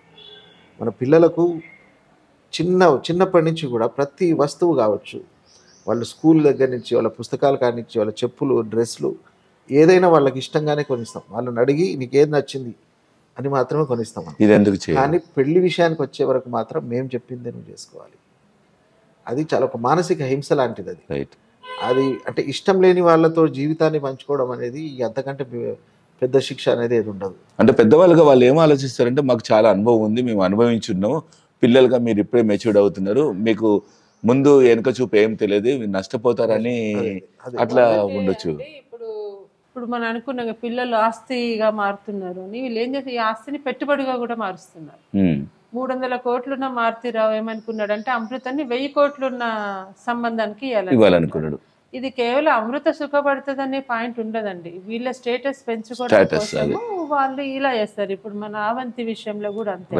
నిజంగా నా అమ్మాయి సుఖంగా ఉండాలి అలా అనుకున్నప్పుడు తన ఇష్టాన్ని తండ్రి తన ఇష్టంగా భావిస్తాడు. సరే తను ఇష్టపడింది తనకు చేస్తే హ్యాపీగా ఉంటుంది, కానీ ఇక్కడ ఏమవుతుందంటే తన స్టేటస్లో ప్రాబ్లం వస్తుంది. ఇప్పుడు అవంతికి కానీ వీళ్ళు ఇది కానీ నిజంగా వీళ్ళు నిజాయితీగా అమ్మ నువ్వు ఎంచుకున్న సంబంధంలో ఈ ప్రాబ్లం ఉంది, మరి రేపటి నాడు నీకు ఈ ప్రాబ్లమ్స్ వస్తాయి, నువ్వు రెడీ నన్ను డిస్కస్ చేసే పరిస్థితులు ఉండవు. అక్కడ నువ్వు బయటికి వెళ్ళేది లేదు. అమ్మాయికి ముందు ప్రేమిస్తుంది అంటే ఇమ్మీడియట్గా పెళ్లి చేసేయాలి, ఇదే సొల్యూషన్ అనుకుంటారు. పెద్ద బాంబు పడుతుంది ఇంట్లో, అమ్మాయి ప్రేమిస్తుందనే విషయం తెలియగానే బాంబ్ బ్లాస్ట్ అయిపోతుంటుంది. అది చాలా తప్పు. ముందు పిల్లల్ని పెట్టుబడి వస్తువులుగా చూడడం అనేది తల్లిదండ్రులు మానుకోవాలి. మేడం, మీకు మీ పర్సనల్ క్వశ్చన్ వేస్తున్నాను మేడం. అంటే మీరు కులాంతర వివాహాలు జరిపిస్తారు, కుల నిర్మూలన కోసం పోరాడతారు అన్నప్పుడు మీ బంధువుల దగ్గర కావచ్చు, మీ నైబర్స్ దగ్గర కావచ్చు, వీళ్ళందరూ మిమ్మల్ని ఎలా చూస్తారు మేడం? అదే వీళ్ళు మా దగ్గరకు వచ్చి మాట్లాడితే మా పిల్లలు మారిపోతారేమోనా, అలాంటిది ఏమైనా జరిగి ఉంటుందా మీకు? నా పెళ్లిలో మా అమ్మ నాన్నతో పాటు మా అక్కయ్య కూడా చాలా వ్యతిరేకించింది. చాలా తీవ్రమైన గొడవలు జరిగినాయి. ఒక స్టేజ్లో అసలుగా చెప్పలేను అనమాట, అంత వ్యతిరేకత మా అక్కయ్య నుంచి వచ్చింది. కానీ మా తర్వాతనే ఒక 4-5 years తర్వాత మా అమ్మ వాళ్ళ ఇంటికి వెళ్ళి, అప్పటి వరకు నేను బతుకున్నాను చనిపోయినా కూడా మా వాళ్ళకి తెలియదు, పట్టించుకోవడం మానేశారు, నేను ఎక్కడో ఉన్నాను. ఆ తర్వాత మెల్లిమెల్లిగా మా కుటుంబంతో సంబంధాలు ఏర్పడ్డాయి. అలా ఏర్పడ్డప్పుడు మా అక్క మాతో ఉండి ఉండి చివరికి తనకు ఒక్కతే కూతురు, మంచి ఆస్తులు అవి ఉన్న వ్యక్తి, ఒక్కతే కూతురు. కానీ తను ఏమనిందంటే ఎవరైనా సరే మంచి వాళ్ళు దొరికితే బాగుండు, రెడ్డిస్లో లేకుంటేనే బెటరు. నేను ఇప్పుడు చూస్తున్న సిచ్యువేషన్స్, లక్షలు కట్నాలు అడగడం, పిల్ల పుట్టే టైంలో సీమంతంలో 2-3 లక్షలు అడగడం, తర్వాత ఇవన్నీ డిమాండ్స్ చూస్తుంటే నాకు ఎవరైనా మంచాలుడు వస్తే చాలు అని చెప్పింది. దాని ప్రకారమే తను అరేంజ్ ఇంటర్ క్యాస్ట్ పెళ్లి చేసింది. అది దండల పెళ్లి, జస్టిస్ రాధారాణితోని దండలు మార్పించి రింగులు మార్పించి పెద్ద ఎత్తున పెళ్లి చేసింది, వేరే కులమతానికి ఇచ్చేసి. అంత మార్పు వాళ్ళలో వచ్చింది. మీ అక్కయ్య వాళ్ళ ఇంట్లో జరిగింది? మా అక్కయ్య సొంత. మీ ఇంట్లో తదుపరి కూడా అలాగనేనా మేడం? మా అమ్మాయి కూడా అంతే అండి. తన క్లాస్మేట్ అబ్బాయిని, కర్ణాటక అబ్బాయిని ఇష్టపడింది. ఆ అబ్బాయిని మేము చెప్పాము ఇంటికి తీసుకొని రమ్మని. వచ్చాడు అబ్బాయి. అబ్బాయితో మాట్లాడినాక మా ఐడియాలజీ చాలా బాగా మ్యాచ్ అయ్యేలా కనపడింది. వాళ్ళు సాంప్రదాయ బ్రాహ్మణ కుటుంబం, కర్ణాటక వాళ్ళు. మేము చెప్పాము మాకు అబ్జెక్షన్ ఏం లేదు, మీ పేరెంట్స్ని ఒప్పించుకొని తీసుకొని వస్తే మేమందరం కలిసి పెళ్లి చేస్తాం, అదర్వైజ్ మీ ఇద్దరు పెళ్లి చేసుకోవచ్చు, మాకేం అభ్యంతరం లేదు, మీ పేరెంట్స్ ఉన్నప్పుడు చేస్తే గౌరవంగా ఉంటుంది అనే విషయాన్ని మేము చెప్పాం. అబ్బాయి ఫాదర్ కొంచెం స్టార్టింగ్లో, అమ్మాయి ఫాదరు నాస్తికుడు, హైదరాబాద్ ముస్లిం, ఏం గొడవలో ఏంటో అని చాలా సెట్ బ్యాక్ అయ్యాడు. కానీ మా ఇంటికి వచ్చి మాతో మాట్లాడిన తర్వాత ఆయన ఒప్పుకున్నాడు. వాళ్ళ బంధుమిత్రులతో అందరితో కలిసి పెళ్ళికి వచ్చారు. అమ్మాయికి కూడా దండలు మార్పించి రింగులు మార్పించి రాధారాణి గారే జడ్జి ప్రమాణాలు చేయించి పెళ్లి చేశారు. హ్యాపీ అండి, చాలా బాగా చూసుకుంటారు అమ్మాయిని. సూపర్, మీరు హ్యాపీగా ఉన్నారు, పాప హ్యాపీగా ఉంది. మీ నమ్మిన సిద్ధాంతంలో మా పిల్లలు వెళ్ళడము, ఆ సిద్ధాంతం ప్రకారం వాళ్ళ పెళ్ళిళ్ళు జరగడం అనేది హ్యాపీ. నిజానికి నేను తన సైడ్ నుంచి, ఎందుకంటే రిలీజియస్ పరంగా ముస్లిమ్స్ చాలా స్ట్రాంగ్ థింక్ తో ఉంటారు, ఎలా రిసీవ్ చేసుకుంటారో ఏమో అనుకున్నాను. కానీ పూర్తి తన బంధువులు అందరూ వచ్చారు, మీ కార్డు ఇచ్చిన వాళ్ళంతా ఇంటికి వెళ్ళినప్పుడు కూడా చాలా బాగా రిసీవ్ చేసుకున్నారు. అమ్మాయి ఎంచుకుంది అంటే మంచి వ్యక్తి అయి ఉంటాడు, ఏమి ఇబ్బంది లేదు, మేమందరం వస్తాము అని చెప్పి. మా అత్తయ్య కూడా స్టార్టింగ్లో కొంచెం అటు ఇటుగా ఉన్నాము కూడా, తర్వాత అబ్బాయితో మాట్లాడి చేసి తను కూడా చాలా హ్యాపీగా ఫీల్ అయ్యారు. మేడం, కులాంతర వివాహాలు అంటే ప్రాబ్లం లేదు, మతాంతర వివాహాల్లో కొంచెం ప్రాబ్లం వస్తుంది. నా కమ్యూనిటీని నువ్వు భరించాలి, కట్టు బొట్టు సాంప్రదాయ విషయంలో కూడా కొన్ని ఫోర్స్ వస్తుంటది మేడం. మీకు ఏమైనా జరిగింది అట్లా ఏమైనా జరిగినా ఏమైనా చూసారా మీరు? నాకు జరిగిందండి. అంటే నేను బుర్కా వేసుకోమని అనలేదు కానీ నికా చేసుకోవాలి, నికా మీరు ఇలా పిల్లలు పుడితే అది సరైనది కాదు, ఆరామి హై బచ్చే ఇట్లా వస్తే అనేవాళ్ళు అనమాట. ఓకే. తను అనుకొని మా సిద్ధాంతం మాది అని మేము ముందుకెళ్ళాం. ఇక తర్వాత కూడా కాలక్రమాన తన విషయాన్ని పక్కకు పెట్టేసింది. మొత్తం మీద వాళ్ళు వీళ్ళు ఏమంటున్నారని కాదు, ప్రేమించుకొని పెళ్లి చేసుకున్న వాళ్ళ ఇద్దరు మైండ్ సెట్ కరెక్ట్గా ఉన్నప్పుడు పక్కోడు ఎవడేమన్నా కూడా మనకు సంబంధం లేదన్నట్టుగా ఉండాలి. అది ఈ పెళ్ళిళ్ళు కూడా అండి ఒక వ్యక్తిగతమైన విషయం కాదు ఇది. అసలు ఈ సమాజానికి ఈ దేశానికి ఎంతో మంచి చేసే విషయాలు. ఇది ఆలస్యంగానే గుర్తిస్తారు. ఎందుకంటే కుటుంబాల్లో పిల్లలు అనారోగ్యంతో పుడుతుంటే ఆ రోజైనా వాళ్ళు ఆలోచిస్తారు కదా. ఒక ఆమె వికారాబాద్లో తన ఇద్దరు పిల్లల్ని ట్యాంకులో వేసి తను ఆత్మహత్య చేసుకుంది. ఎందుకు అంటే తను మేనమామని చేసుకుంది. మొదటి పిల్లోడు అంగవైకల్యం, రెండో పిల్లోడు కూడా అలా పుట్టేటప్పటికి తన ప్రెజర్ తట్టుకోలేక చనిపోయింది. ఇది ఎంతమందిని ఆలోచించేలా చేస్తుంది. జ్యోతి వైద్ లాంటి వాళ్ళు కరెక్ట్. ఈ సమాజానికి ఇలాంటి పెళ్ళిళ్ళు చాలా అవసరం. మతాంతరం అని చెప్పట్లేదు, కులాంతరం, మతాంతరం. అంబేద్కర్ గారు చెప్పారు కదా, కుల నిర్మూలన పుటా 52 అనుకుంటాను. అందులో చెప్పారు రక్త సంక్రమణ ద్వారా కుల నిర్మూలన సాధ్యము అనేది. ఇది ఒక కులాన్ని నిర్మూలించడమే కాదండి, ఒక ఆరోగ్యవంతమైన దేశం ఏర్పడాలి అంటే ఖచ్చితంగా ఈ పెళ్ళిళ్ళు అవసరం. దీన్ని ఎప్పటికైనా గుర్తిస్తారని అయితే మేము అనుకుంటాం. సార్ మీ గురించి ఒక ప్రశ్న ఏంటంటే, కులాంతర వివాహాలు మతాంతర వివాహాల గురించి మనం ఇప్పటిదాకా మాట్లాడుకున్నాం. ఈ మధ్యలో ఎక్కువగా విదేశీ వివాహాల గురించి ఎట్లుంటుంది సార్? వాటి గురించి చెప్పాలనుకుంటే చట్టపరమైన సమస్యలు ఏమైనా ఉంటాయా? ఎట్లా వాటిని అధిగమించాలంటే ఎట్లా? చట్టపరంగా పెద్ద సమస్యలు ఏం లేవు. అయితే ముఖ్యంగా పెళ్ళి ఎవరికి మధ్యలో జరుగుతుంది? ఇద్దరు మనుషుల మధ్య జరుగుతుంది. అది ఏ దేశమా, ఏ కులమా, ఏ మతమా, ఏ ఖండమా అనేది అది తర్వాత సంగతి. అవన్నీ మనం తర్వాత గిరిగీసుకున్నటువంటి ఇవన్నీ బౌండరీస్ ఇవన్నీ. అవును సార్. అయితే చట్టపరంగా మనకు చాలా స్పష్టంగా ఉన్నాయి, చట్టాలు ఉన్నాయి. ఏ దేశం వాళ్ళైనా చేసుకోవచ్చు. ఒకవేళ అక్కడ చేసుకుంటే అక్కడి చట్ట ప్రకారంగా అక్కడ యాక్సెప్టబుల్ ఉంది. మన దేశంలో కనుక చేసుకోవాలంటే మనకు స్పెషల్ మ్యారేజ్ యాక్ట్ ఉంది.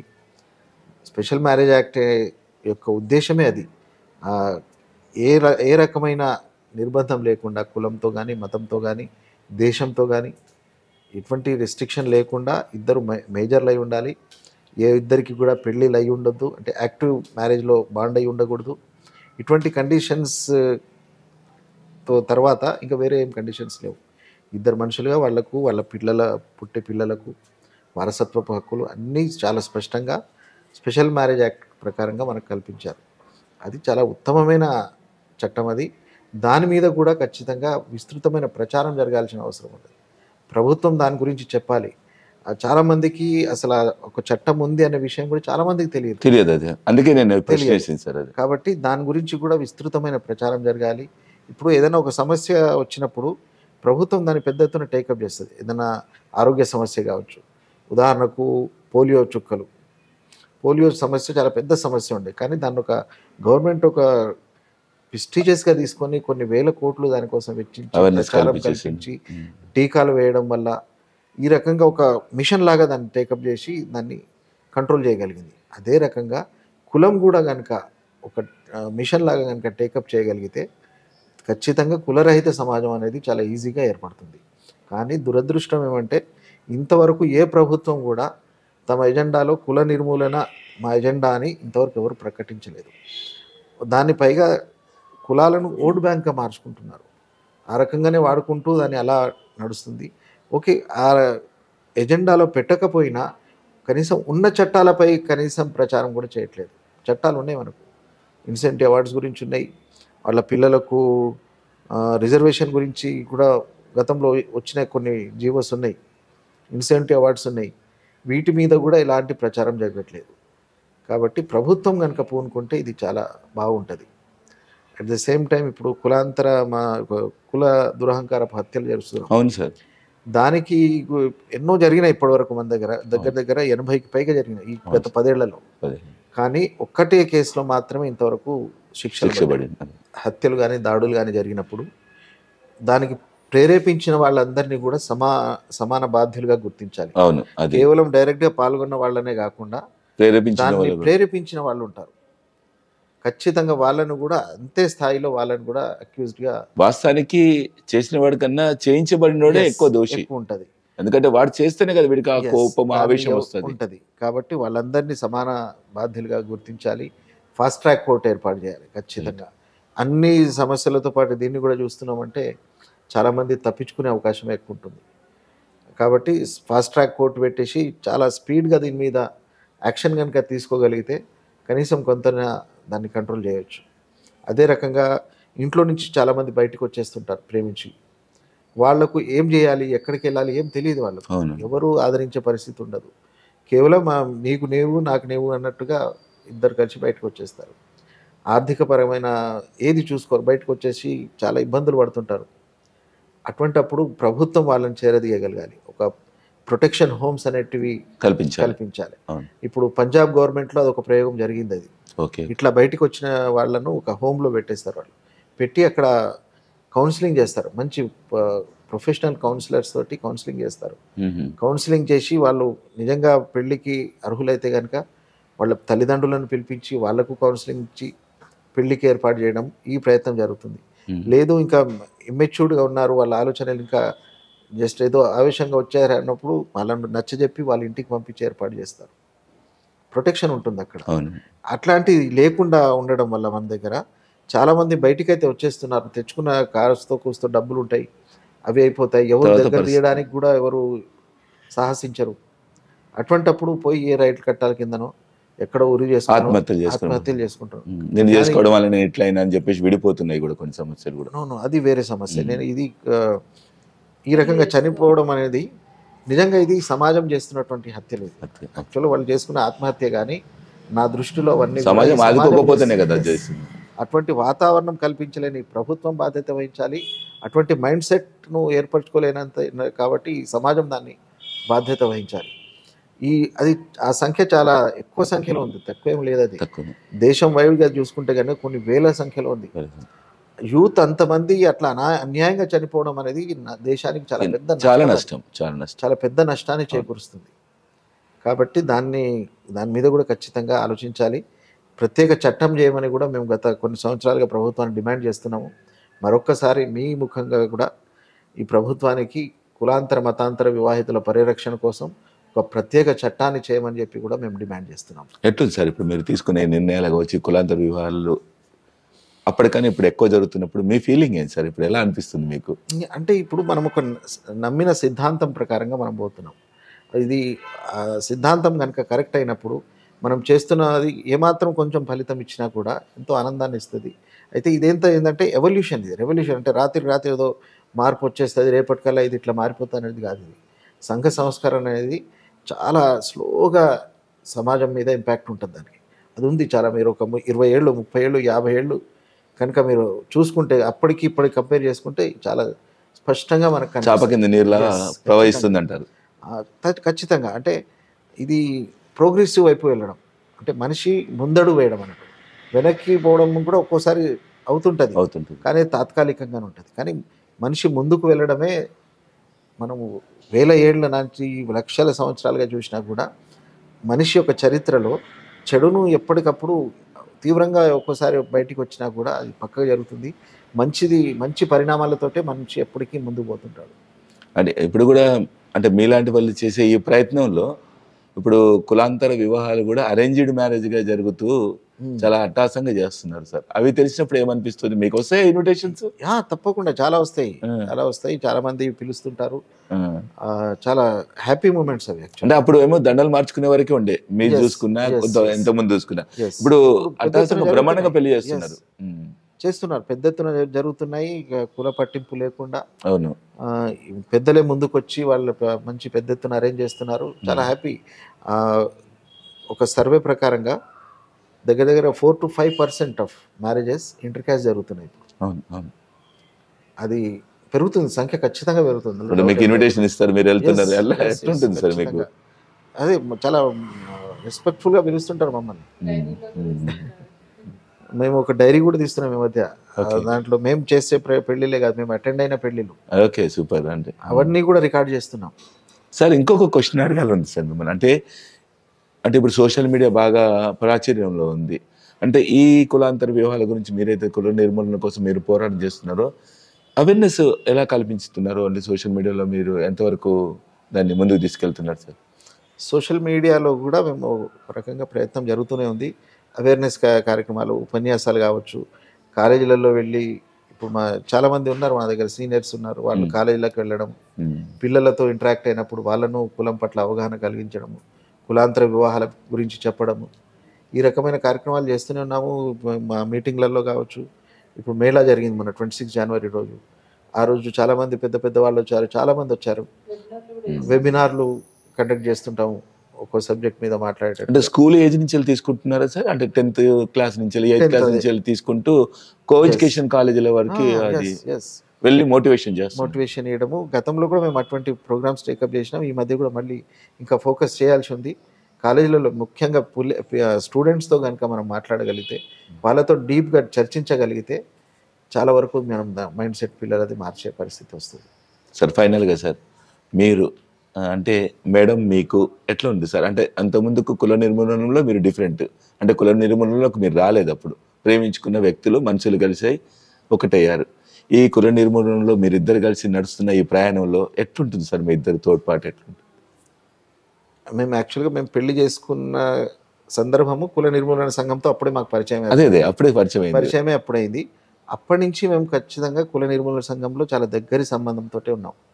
చాలా కోఆర్డినేషన్ తోటి అక్కడి చాలా విషయాలు నేర్చుకున్నాము. ఇప్పటివరకు మేమిద్దరం కలిసి ఒక దగ్గర 80 పెళ్ళిళ్ళు దాకా చేసినాం. గుడ్. 80 పెళ్ళిళ్ళు చేసినాం. వాళ్ళతో రెగ్యులర్గా టచ్లో ఉంటాము. ఫోన్లు వస్తుంటాయి అప్పుడప్పుడు, సార్ మా కొడుకు పుట్టిండు సార్, వెంటనే మీకే ఫస్ట్ ఫోన్ చేస్తున్నాము. చాలా హ్యాపీగా ఫీల్ అవుతుంటాం. అంతే కదా సార్? అట్లా చాలా మంది చేస్తుంటారు. అట్లా ఏ మంచి చెడు ఏదున్నా మాతోటి పంచుకుంటుంటారు. కొన్ని డిస్టర్బెన్స్ వచ్చినప్పుడు వాళ్ళ కౌన్సిలింగ్ ఇస్తాం. వాళ్ళు మా ఇంటికి వస్తుంటారు, మేము వాళ్ళ ఇంటికి వెళ్తుంటాం రెగ్యులర్గా. ఇక బంధుత్వమే, మాకు ఇంకేం లేదు. మాతో పాటుగా ప్రయాణం వాళ్ళది అక్కడ మొదలైనా కూడా అలా కొనసాగుతూనే ఉంటుంది. చాలా పెద్ద నెట్వర్కే ఉంది ఇప్పుడు మాకు. ఉంది. సమయం సరిపోతుందా సార్ ఇప్పుడు? అంటే ఇంకెవరు పెంచుకోవాల్సి వస్తుంది? అట్లాంటి ఆలోచన కూడా వస్తుంది ఒక్కోసారి. సరే, అంత బిజీగా అటు బిజినెస్ కావచ్చు, ఇటు ఈ యాక్టివిటీస్, ఈ రెండు కోఆర్డినేట్ చేసుకుంటూ ఓకే ముందుకు ఎంత అయితే అంత చేసుకుంటూ ముందు సమాజం కోసం కదా, అందులో ఉన్న సమాజంలో ఒక మార్పు. మేము ఎక్కడికైనా వెళ్తాం, ఎవరితో మాట్లాడాలన్నా మేమే కోఆర్ఎస్కొని వెళ్తూనే ఉంటాం. ఓకే. చాలా మందికి మేమే సొంత ఖర్చులతో పెళ్లిళ్ళు చేసినాం. కొన్ని సందర్భాల్లో వాళ్ళ పరిస్థితి సరిగలేదు, వాళ్ళు కొంచెం నిలదొక్కడానికి టైం పడుతున్నప్పుడు వాళ్ళకు గిన్నెలు, పరుపులు, బెడ్డులు, స్టవ్ అన్నీ మేమే ఏర్పాటు చేసినాం కూడా. అటువంటి వాళ్ళు ఉన్నారు. మజా అనిపిస్తుంది. చాలా చాలా మజా ఉంటుంది. అండ్ చాలా తక్కువ ఖర్చులో, ఇవి నా తక్కువ ఖర్చులో వాళ్ళు భరించగలిగితే, ఎవరికైనా భోజనాలు అవి పెట్టించగలిగితే వాళ్ళు పెట్టుకుంటారు. లేదంటే మిగతా ఖర్చులన్నీ మేమే పెట్టేస్తాము. కొన్ని సందర్భాల్లో భోజనాలు కూడా మేరే ఏర్పాటు చేసినాం. మా ఇంటి మీద కూడా పెళ్లిళ్ళు చేసినాం. ఇంటి మీద? Okay okay. వేరే ఎక్కువ హాల్ అవన్నీ ఎందుకని ఇక్కడే ఏర్పాటు చేయడం. మనీలే దేవాలయం. అంతే అంతే. ఆ రకంగా ఈ మధ్యన ఒక ఇద్దరు లాయర్ జంట ఇక్కడ చేసేసాము. అట్లా అంటే ఎక్కడ అవకాశాన్ని బట్టి అక్కడ మినిమం ఖర్చులో ఎక్కువ అవగాహనతోటి తక్కువ ఖర్చులతోటి ఈ రకంగా ఎంకరేజ్ చేస్తూ ఉన్నాం. వస్తున్నారు చాలామంది, ముందుకు వస్తున్నారు. కొంతమంది అవగాహన లేకుండా వచ్చే వాళ్ళు కూడా ఉంటారు. వాళ్ళని అన్ని రకాలుగా చూసి నచ్చజెప్పి, ఇప్పుడే టైం ఉంది, టైం తీసుకోండి కాస్త అని చెప్పి మేము పంపించే సందర్భాలు కూడా ఉన్నాయి చాలా. వచ్చిన వాళ్ళు ప్రతి ఒక్కరికి పెళ్ళిళ్ళు ఏం చేయము. ఆ రకంగా కౌన్సిలింగ్ తోటి వాళ్ళను నచ్చజెప్పి పంపిస్తుంటాము. అవకాశం ఉంటే, అవసరం అనుకుంటే వాళ్ళ పేరెంట్స్తో కూడా మాట్లాడతాం, వాళ్ళని ఒప్పించే ప్రయత్నం చేస్తాము. ఇలాంటప్పుడు ఏమన్నా మీకు డిస్టర్బెన్స్ అయ్యి మీ మీద దాడులు కూడా జరిగే పరిస్థితులు కూడా ఉంటాయి కదా సార్? దాడులు అంటే జరగలే కానీ కొంతమంది పిల్లలు వాళ్ళ పిల్లల్ని తీసుకొచ్చి మీరే పెళ్లి చేయండి అని మా దగ్గర పేరెంట్సే పంపించారు. మమ్మల్ని, మా పిల్లల్ని చెడగొడుతున్నారు మీరే అని చెప్పి వాళ్ళకి నమ్మకం అది.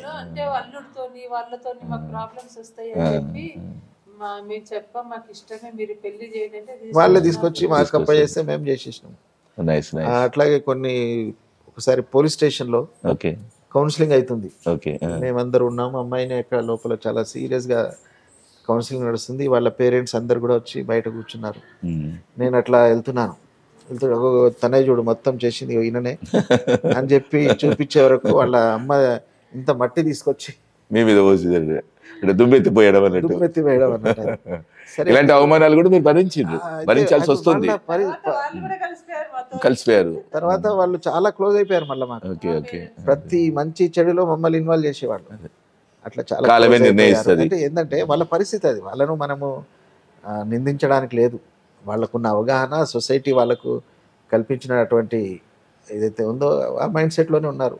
వాళ్ళది తప్పు కాదు, లైట్గా తీసుకోవాలి, ముందుకు పోతూనే ఉన్నారు. సార్ ఫైనల్గా ఇప్పుడు ఈ 2024 ఈ ఇయర్లో అంటే సంవత్సరాలు పెరుగుతున్న కొద్దీ మనుషులోని ఆలోచన విధానం కావచ్చు, మైండ్ సెట్ అంతా మారుతూ ఉంటుంటుంది. ఆధునిక ప్రపంచం, ఇంతకుముందు కంప్యూటర్ యుగం, ఇప్పుడు ఆర్టిఫిషియల్ ఇంటెలిజెన్స్ వచ్చేసింది. ఇలాంటి పరిస్థితుల్లో మీరు అంటే యువతకి కావచ్చు, ఆడపిల్లకే కావచ్చు, మగపిల్లడికి కావచ్చు, తల్లిదండ్రులు కావచ్చు, మీరు ఇచ్చే సూచన సలహాలు ఏంటో ఒకసారి చెప్పండి సార్. ఎస్ సార్, ముఖ్యంగా తల్లిదండ్రులు తమ మైండ్ సెట్ మార్చుకోవాలి. పిల్లలకు అన్నీ వాళ్ళకి ఇష్టమైనవి కొనిస్తుంటాము, కానీ పెళ్లి విషయానికి వచ్చే వరకు మన ఇష్టాలను వాళ్ళ మీద రుద్దే ప్రయత్నం చేస్తుంటాము. కాబట్టి దయచేసి మీ పిల్లల యొక్క అభిప్రాయాన్ని కూడా గౌరవించండి. వాళ్ళను సరియైన నిర్ణయాలు తీసుకునే విధంగా మీరు వాళ్ళని మోటివేట్ చేయండి, ఆ రకంగా తయారు చేయండి. అండ్ ఇంట్లో కూడా ప్రతి సందర్భాన్ని, మంచి చెడును పిల్లలతో కలిసి ఒక ఫ్రెండ్లీ వాతావరణంలో డిస్కస్ చేసుకునేటువంటి వాతావరణం ఉండేటట్టుగా చూసుకోండి. దానివల్ల మనకు తెలియకుండానే పిల్లలకు చాలా అన్ని విషయాలు మనం చెప్పినట్టుగా ఉంటుంది. కాబట్టి దయచేసి ఒకవేళ వాళ్ళు ఇష్టపడితే కనుక ముందు వినండి. ఒకవేళ నిజంగా వాళ్ళు మంచి వాళ్ళు గారు, వాళ్ళు ఎన్నుకున్న వాళ్ళైతే వాళ్ళు అర్థమయ్యేటట్టు వాళ్ళకి చెప్పే ప్రయత్నం చేయండి. అంతేగాని వాళ్ళు ఈ పిల్లలను నిర్బంధించి లేదా ఎదుటి వారి మీద దాడి చేసి ఇది అంతా ఆటవికమైనటువంటి చర్యలు ఇవన్నీ. దయచేసి ఇటువంటి చేయకండి. మీ పిల్లలు చెప్పేది కూడా ఒకసారి వినండి. ఈ సమాజానికి కులాంతర మతాంతర వివాహాలు చాలా అవసరము. రాబోయే రోజుల్లో ఖచ్చితంగా ఇవే ఉంటాయి. కాబట్టి మీరు ఒక్కసారి ఆలోచించండి. అట్ ద సేమ్ టైం యువతి యువకులకు కూడా చెప్పేది ఏంటంటే, కేవలం ఆకర్షణతోటి సినిమాలు చూసి అక్కడ ఆ హీరో అట్లా అన్నాడు, ఇక్కడ ఈ హీరోయిన్ ఎట్లా అన్నది, కాబట్టి ప్రత్యేకంగా సెల్ ఫోన్లలో అనేక రకాల చెత్తంతా వస్తుంటుంది మనకు. వాటి ప్రభావంలో పడకుండా మీ విచక్షణను మీరు ఉపయోగించండి. ముందుగా మీ కెరీర్ మీద దృష్టి పెట్టండి. ఈ కెరీర్తో పాటుగా కోర్స్ జీవిత భాగస్వామి ఎంచుకునే బాధ్యత మీదే, అది మీ హక్కు. కానీ దాన్ని సరి అయిన రీతిలో వినియోగించుకోండి దాన్ని. అంతేగాని తర్వాత, ఎందుకంటే ఫైనల్గా నష్టమైనా సుఖమైనా మీరే దాన్ని అనుభవించేది. కాబట్టి సరి అయిన వ్యక్తిని ఎంచుకునే ప్రక్రియలో మీరు చాలా తెలివిగా ఉండండి. అమ్మాయిలు కానీ అబ్బాయిలు కానీ ముందుగా మీ బాధ్యతలు, మీ కెరీర్ని అన్ని ఎంచుకుంటూనే దీన్ని కూడా మీరు తప్పకుండా ఎంచుకునే ప్రయత్నం చేయండి. మీ తల్లిదండ్రులకు కూడా నచ్చ చెప్పే విధంగా ప్రయత్నం చేయండి.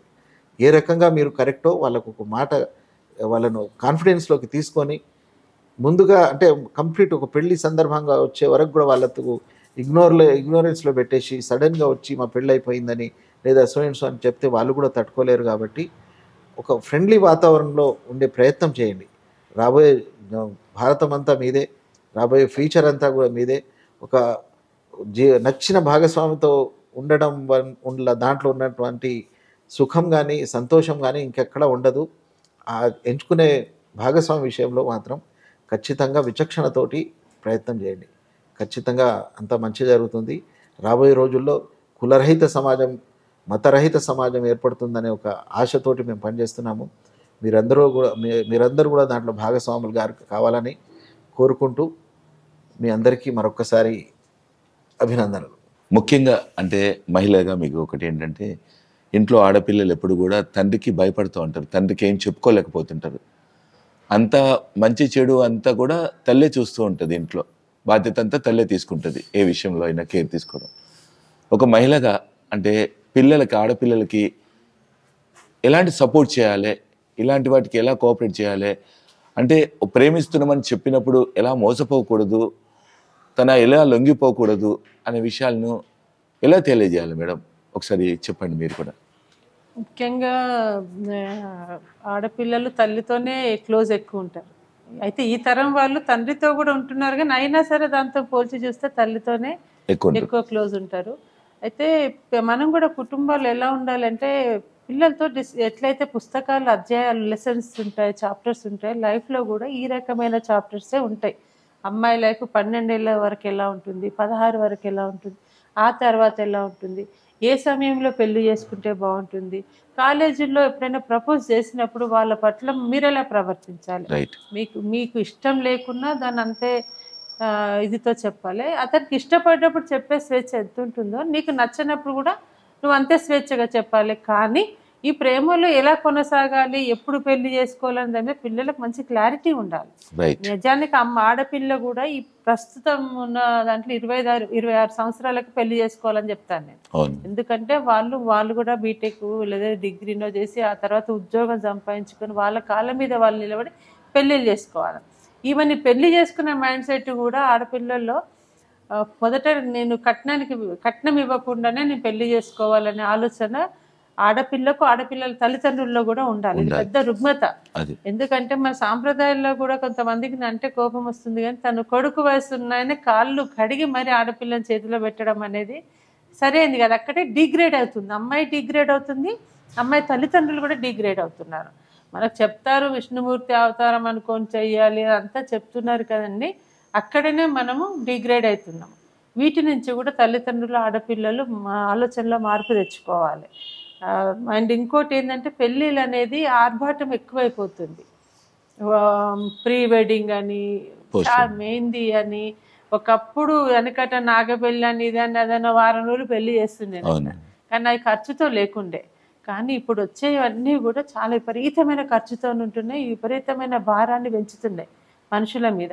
వీటి నుంచి కూడా బయటపడాలి. పెళ్ళి అనేది జీవితకాలపు కమిట్మెంటే, కానీ అది ఆర్భాటంగా చేసుకోవాల్సిన అవసరం లేదు. సింపుల్గా కూడా చేసుకోవచ్చు. సింపుల్ ఒక్కరోజు పెళ్లి చేసుకోవచ్చు, మనుషులు కలిసి ఉండాలి. అది అసలు ఈటిల వ్యామోహాల పడి కూడా ఎంత ఆర్భాటంగా చేసుకున్న పెళ్ళిళ్ళు 2-3 నెలలకే విడిపోతున్న సందర్భాలు, తల్లిదండ్రులు కుదిర్చిన పెళ్ళిళ్ళు కూడా విడిపోతున్నారు. ఈ ఆర్భాటాల నుంచి మనిషి బయటపడాలండి. సింపుల్ లైఫ్, సింపుల్ లివింగ్ సిస్టమ్ని మనుషులు ఏర్పరచుకోవాలి, తెలియజేయాలి. ఆడపిల్లలు కూడా మేము పెళ్లి చేసుకున్న వయసు 25-26 అనేది మైండ్ సెట్ రావాలి వాళ్ళకి. సరే, వాళ్ళు ఎంచుకున్న పార్ట్నర్ని కూడా ఎలా మంచివాడో చెడ్డవాడో ఆయన ఐడియాలజీ ఏంది అనేది స్టడీ చేయాలి. తొందరపాటు చర్యల్లో పోకూడదు. తొందరపాటు వల్ల చాలా కోల్పోతారు. వెనక్కి తిరగలేనంత ముందుకు పోకూడదు ఎప్పుడైనా సరే.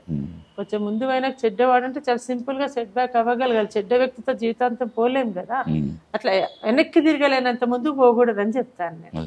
ముఖ్యంగా ఏంటంటే మేడం, ఇప్పుడు ఆడపిల్ల వచ్చేసి తల్లికి ఏదైనా చెప్పుకుంటది, అమ్మ నేను ఒక అతను ప్రేమించాను, తల్లే ముందంటుంది నాన్నకు తెలుసు ఏమైతే తెలుసా చంపేస్తాడు అది ఇది అని చెప్పేసి ఫస్ట్ తల్లే భయపెట్టిస్తుంటది. ఎట్లా మేడం మరి ఆ పిల్లలకి ఎట్లా మైండ్ సెట్ ను? అసలు ఇక్కడ ఏంటంటే ఆ తల్లి అలా అంటుంది అంటే నాన్నకంటే కూడా సమాజం తండ్రి తిడతాడు అంటుంది. తండ్రి ఎందుకు తిడతాడు? సమాజం ఏమంటుంది అంటే మనందరి బాధ్యత ఏంటంటే సమాజాన్ని మార్చుకోవడం.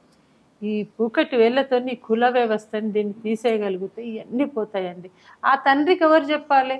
ఈ పెళ్ళిళ్ళు చాలా అవసరం, కులాంతర పెళ్ళిళ్ళు చాలా అవసరం అని ఎవరు చెప్పాలి? గవర్నమెంట్ కూడా దీంట్లో చాలా పాత్ర తీసుకోవాలండి. అంటే తల్లిదండ్రులు ఎడ్యుకేట్ చేయడంలో ఈ పెళ్ళి ఒక్క రాజకీయ పార్టీ ఎజెండాలో కూడా కుల నిర్మూలన లేదు, కులాంతర వివాహాలకు సపోర్ట్ లేదు. కేరళ గవర్నమెంట్ కులాంతర పెళ్ళిళ్ళు చేసుకున్న వాళ్ళకి, ఆ దంపతులకి చాలా ప్రత్యేకమైన రాయితీలు ఇస్తుంది. వాళ్ళకి ఉద్యోగాల్లో కూడా ఒక్కరు భార్యాభర్తలు కలిసి పనిచేసే అవకాశం ఇస్తుంది ఒక్క చోట. మన దగ్గర అలా లేదండి. అసలు రిజిస్ట్రేషన్ ఆఫీస్కి పోతే ఆ రిజిస్టర్ ఫేస్ ఎలా ఉంటుందంటే తనే ఏదో నేరం చేస్తున్నట్టుగా పెడతాడు ఫేస్, ఒక కులాంతర పెళ్లి చేయమని తీసుకుపోతే. ఇలాంటి పరిస్థితులు దాని ముందు నోటీస్ బోర్డులు అతికేస్తాడు, అది తెలుసుకొని గొడవలు అవ్వడము. అది మతాంతరం అయితే ఈ మతం వాళ్ళు ఆ మతం వాళ్ళు ఉంటారు. పొలిటికల్ గా ఈ దేశంలో ఆడపిల్ల పెళ్లి చేసుకోవాలి అంటే అమ్మకి, నాన్నకి, అన్నకి, వదినకి, మొత్తం బంధువులకి, ఆ వీధిలో ఉన్న పొలిటికల్ లీడర్కి, అధికారంలో ఉన్న పార్టీ లీడర్లకు అందరికీ నచ్చాలి, కానీ ఆడపిల్లకు నచ్చిన అవసరం లేదు, సంబంధమే లేదు, చెప్తే చేసుకోవాలని. ఇలాంటి పరిస్థితులు, ఇన్ని పరిస్థితులు రిజిస్ట్రేషన్ ఆఫీస్లో ఇట్లా పోలీస్ స్టేషన్లో అట్లా ఉన్నప్పుడు ఒక తండ్రి ఏం ఆలోచిస్తాడు? అతని భార్య ఏం ఆలోచిస్తుంది? వద్దమ్మా నాన్న తిడతాడు. నాన్న ఎందుకు తిడతాడు? ఈ సిచ్యువేషన్స్ అన్నిటికి భయపడి తిడతాడు నాన్న. అంటే సమాజంలోని పరిస్థితుల్ని మనం మార్చుకోవాలి. ప్రేమగా పెంచుకొని చిన్నప్పటి నుంచి చదివిపించి పెంచి పెద్ద చేసిన తండ్రి పిల్లని చంపేస్తున్నాడు. దీప్తిని మీరు చూసారు, దీప్తిని చున్నితో 2 వైపులా గుంజి మంచం కోళ్ళకు కట్టేసిండ్రు. మళ్ళీ ఇక్కడ ఇంకొకటి కుంట్లూరు దగ్గర సబ్ క్యాస్ట్, ఎస్సీలలో సబ్ క్యాస్ట్ వాళ్ళు పెళ్లి చేసుకున్నారు, 4 సంవత్సరాలు అయింది, పాల్వంచలో ఉంటున్నారు, ఒక బాబు మళ్ళీ ఆమె ప్రెగ్నెంట్, వాళ్ళ సొంత అత్త చనిపోతే వాళ్ళు ఊరికి వచ్చారు, అంటే అబ్బాయి వాళ్ళ అమ్మ చనిపోతే ఊరికి వచ్చారు. ఆ ఊరికి వచ్చిందని తెలుసుకొని అమ్మాయి తల్లిదండ్రులు వచ్చి కమ్యూనిటీ హాల్ వరకు నిండు గర్భిణి నీడ్చుకెళ్ళి కొంగుతోని బిగించి చంపేసారు. ఇంత కఠినత్వాన్ని ఎలా వచ్చింది వీళ్ళకి? మన సమాజంలో ఉన్న పరిస్థితులే కదా, దీన్ని మార్చాలి. మన ఉద్యమకారులంతా, ఆలోచన పరులంతా దీని మీద పనిచేయాలి, గవర్నమెంట్ దీన్ని సహకరించాలి. అప్పుడే ముఖ్యంగా వాళ్ళ మైండ్ సెట్ వాళ్ళు మార్చుకోవాలి, ఫస్ట్ మార్చుకుంటేనే తర్వాత గవర్నమెంట్ వాళ్ళకి భయాన్ని పోగొట్టాలి కదండి. ఇప్పుడు ఆయన కూతురు కులాంతర పెళ్లి చేసుకుంటే జనరల్ గా పల్లెటూరులో కులం నుంచి వెలేస్తారు. వెలేయడం అంటే మామూలు శిక్ష కాదు అది. వాళ్ళ ఇంట్లో ఏ ఫంక్షన్ కి రారు, వాళ్ళు చచ్చిపోయినా రారు, ఆ బహిష్కరణకు భయపడి కూడా పిల్లల్ని చంపేస్తుంది. అంటే మారాల్సి కుల సంఘాలను కూడా మార్చాలి కదా. అది అణగారిన కులాలకి కుల సంఘాలు అవసరం కానీ ఆధిపత్య కులాలకు అవసరం లేదు, అది చెడుకే దారి తీస్తుంది. అంటే ఈ అణగారిన కుల సంఘాలను కూడా ఎడ్యుకేట్ చేయాల్సిన అవసరం ప్రభుత్వానికి ఉంది. Thank you madam. అంటే చాలా మంది ప్రేమించుకొని పెళ్లి చేసుకున్న వాళ్ళు విడిపోతున్నారు ఎక్కువ. ఎందుకు వస్తుంది సార్ ఆ సమస్య? వాస్తవానికి అదొక అపోహ మాత్రమే. అది ప్రేమించి పెళ్లి చేసుకున్న వాళ్ళు ఏం విడిపోవట్లేదు. అంటే విడిపోవడం అనేది ఆ వ్యక్తుల యొక్క అండర్స్టాండింగ్ బట్టి, ఒక తప్పదు విడిపోవాలనుకున్నప్పుడు కుదరినప్పుడు విడిపోవడం వాళ్ళ స్వేచ్ఛ. అది కూడా ప్రేమించుకుంటప్పుడే తెలుస్తుంది కదా సార్, ఒకరికొకరు అండర్స్టాండింగ్ అవుతారు కదా. ప్రేమించి పెళ్లి చేసుకున్న వాళ్ళు విడిపోవడం చాలా తక్కువ సంఖ్య. అది ఎందుకంటే వాళ్ళు సక్సెస్ కావడానికే ఎక్కువ అవకాశం ఉంటుంది. ఎందుకంటే వాళ్ళు మొదటి నుంచి ఒకరినొకరు అర్థం చేసుకుంటూ ముందుకు వస్తున్న క్రమం అది. ఏదో కొంతమంది ఆకర్షణలో ఉండి వచ్చి తర్వాత భంగపడ్డ వాళ్ళు ఉంటే ఉండొచ్చు, కానీ ఒక అవగాహనతో చేసుకున్న వాళ్ళు మాత్రం ఎట్టి పరిస్థితిలో విడిపోరు. కాబట్టి ఇక్కడే సక్సెస్ రేట్ అనేది ఇక్కడ ఎక్కువ ఉంటుంది. కానీ మన సమాజం కానీ, మన మీడియా కానీ, పేపర్లలో కూడా ఏదైనా చిన్న సంఘటన జరగానే గతంలో ప్రేమించి పెళ్లి చేసుకున్న వాళ్ళు ఇక ఇట్లా విడిపోయారు లేదా ఇట్లా జరిగింది ఇక అనేది దాన్ని బాగా హైలైట్ చేస్తున్నారు. ఒక్కసారి వాస్తవంగా చూస్తే కోర్టుకి దగ్గరికి వెళ్ళి, ఫ్యామిలీ కోర్టు దగ్గర వెళ్తే ఒక 100 కేసులు అప్లై చేసిన వాళ్ళు అనుకుంటే డైవర్స్ కోసము, అందులో 98% 99% అరేంజ్ మ్యారేజ్. వాళ్ళ తల్లిదండ్రులు చేసిన పెళ్లిలే అవన్నీ కూడా. ఈజీగా టేక్ ఇట్ గ్రాంటెడ్గా తీసుకుంటున్నారు. అది ఓకే, సహజమైన ప్రక్రియ. కానీ ఒక్క పెళ్లి, ఏదన్నా ప్రేమించి పెళ్లి చేసుకున్న వాళ్ళు విడిపోతే చాలా పెద్ద ఎత్తున దాన్ని హైలైట్ చేస్తున్నారు. దానివల్లనే ఫోకస్ అయ్యి పర్సెంటేజ్ ప్రకారంగా చూసుకుంటే, రేషియో ప్రకారంగా ఆ రేట్, ఇక్కడ సక్సెస్ రేట్ అనేది ప్రేమ పెళ్లి చేసుకున్న వాళ్ళలో ఎక్కువ ఉంది. అరేంజ్ మ్యారేజెస్లోనే ఆ రేట్ చాలా, అంటే విడిపోయే రేట్ చాలా ఎక్కువ అక్కడ ఉంది. ఇక్కడ మాత్రం సక్సెస్ రేట్ ఎక్కువ ఉంది. అది ఖచ్చితంగా అది గమనించాలి. అది ఒక పెద్ద అపోహ మాత్రమే. అది అంటే ప్రేమ పెళ్లిలే కావచ్చు, కులాంతర వివాహాలు కావచ్చు. కులాంతర వివాహాలు కూడా ప్రేమించుకోవాల్సిన అవసరం లేదు. నచ్చితే ఇరు కుటుంబాలకు నచ్చితే చేసుకోవచ్చు. అన్ని ప్రేమ వివాహాలే కాదు, అరేంజ్ మ్యారేజెస్ కూడా ఇప్పుడు కులాంతరం అవుతున్నాయి, చాలామంది చేసుకుంటున్నారు. కాబట్టి ఆ రేట్ అనేది మనుషుల యొక్క అండర్స్టాండింగ్ని బట్టి అది ఉంటుంది తప్ప, అది కులాంతరం అయితేనే ఇట్లా అవుతుంది అనేది, లేదా ప్రేమ పెళ్లి చేసుకున్నారు కాబట్టి చూడండి ఇట్లా విడిపోతున్నారు, దాన్ని హైలైట్ చేసే ప్రయత్నం జరుగుతుంది. మొత్తం మీద మీరు అనేది ఏంటంటే సార్, అంటే కులాంతర వివాహాలు చేసుకోవడం వల్ల మనిషి ఆరోగ్యపరంగానే కావచ్చు, తర్వాత ఏమంటారు వంశపారంపర్యాలు కావచ్చు, అంతా జెనెటిక్ గా బాగుంటారు, సమాజం బాగుంటుంది, దేశం కూడా బాగుంటుంది అని మీరు అంటారు. Okay madam, thank you ma'am, thank you sir. మంచి టైం ఇచ్చారు, చాలా విషయాలు మాట్లాడుకున్నాం. మళ్ళీ ఏమైనా కొత్త అంశాలు వచ్చినప్పుడు మళ్ళీ మిమ్మల్ని సంప్రదిస్తాను. థ్యాంక్ యూ అండి, థ్యాంక్ యూ వెరీ మచ్.